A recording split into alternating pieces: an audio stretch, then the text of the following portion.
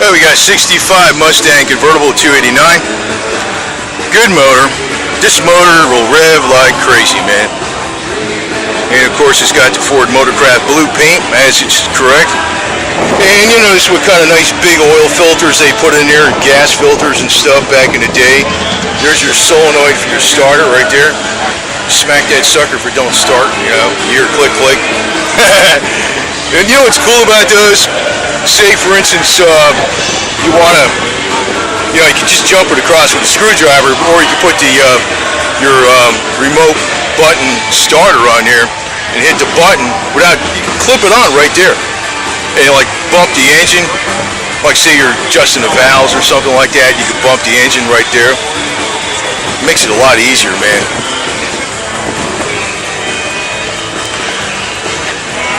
And there's your shock tower mounts. So that's I don't think that brace came with its stock. I think that's, I know maybe it's a Ford part, but I don't think that brace was on there like that. That's an add-on aftermarket piece or something, or performance part. So when I saw these, they didn't have that. That's a good thing to have, but you know.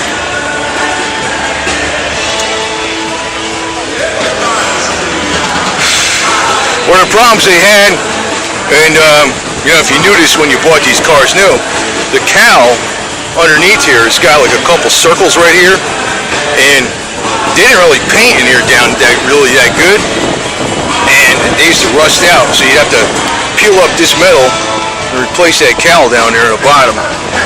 You know, I'm sure his stuff is like brand new though.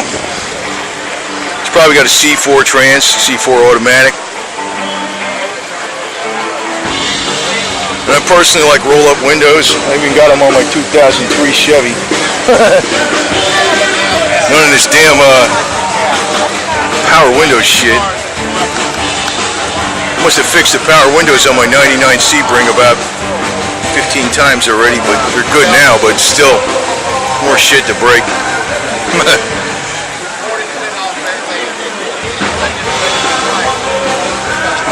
Those are original style wheel covers.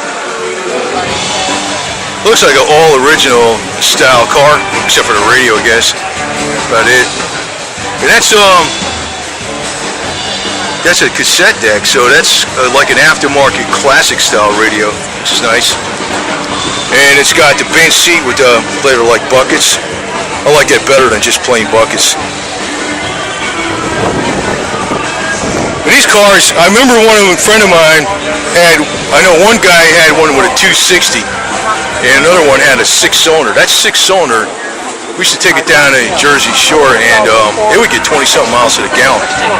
No problem cruising down the highway. It would go, go, and go. A little unusual too is that the mirrors are mounted on the fenders. That's a little bit different. It's actually more practical though. You can see where the hell they are from your drivers, from the wheel.